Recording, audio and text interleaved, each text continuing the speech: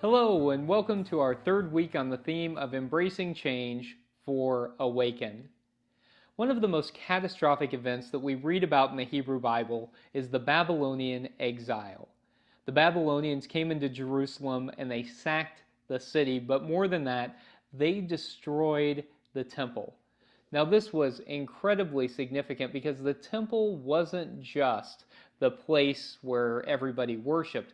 It was the holiest place on earth for the ancient Israelites. And they believed that in the innermost sanctum, in the Holy of Holies, God literally lived there. That God was literally in there. They, of course, believed that God was everywhere, but they specifically thought that God was there in the center of the temple in the Holy of Holies. And the way this worked was you would go into this big, beautiful temple, and each layer of the temple was a little bit more sacred, and there were more requirements about who could go in until you got to this innermost sanctum. And the only person who went in there was the high priest, who only went in there on the Day of Atonement, one day a year. And so it was sacred. And whenever the temple was destroyed, it felt very much like their God had been defeated. The Babylonians didn't stop there, though. They also took the leaders out of the country and took them back to Babylon for several decades.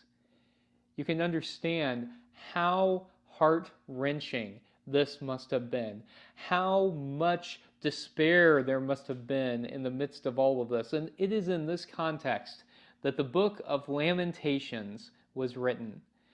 The book of Lamentations is about this fear and this despair that people feel in the midst of the exile and afterwards. And yet, in the book of Lamentations, despite all of this loss, all of this fear, all of the separation and the desire and the longing to be back in the homeland, there is a sense of hope and a recognition that God is with God's people, even though they felt like their God had been defeated, that God was still with them. And that's actually really powerful, because as you read through the book of Lamentations in the midst of all the sorrow, the recognition that God is still with them, that's powerful. I think in the midst of difficult times, it can often be harder to feel God's presence. We wonder where God is and how we can know that God is with us. And yet, the promise that we find over and over again in the Bible, especially in books like Lamentation, is that God is with us. That God has never promised that life is going to be easy, but God has promised to be with us every step of the way, perhaps especially when things are difficult.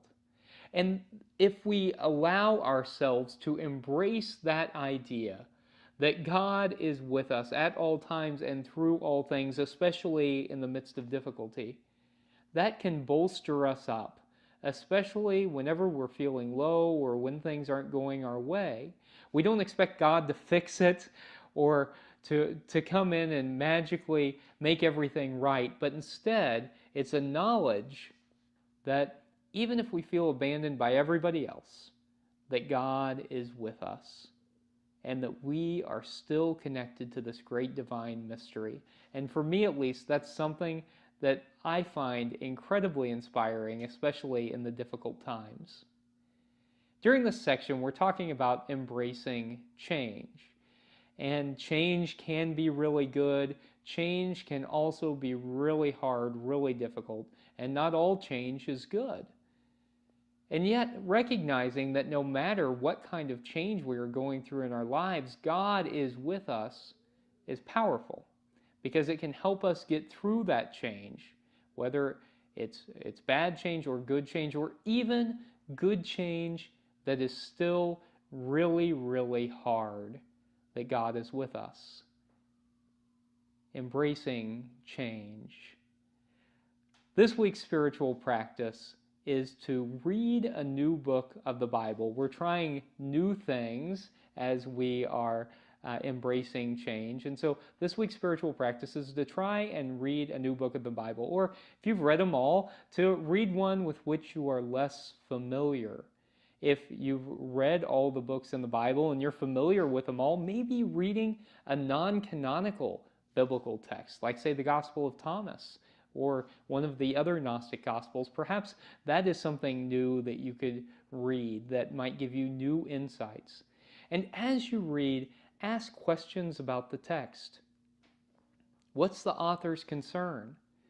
What is their emotional state? What is their experience? What are they writing about? And try to get a little bit of insight into the author's perspective. And then think about what that has to say for you. If you haven't read the book of Lamentations, or you haven't read it recently, or you're not real familiar with it, perhaps the book of Lamentations is a good place to start. Recognizing that even in the midst of difficulty, these folks found God's presence right there.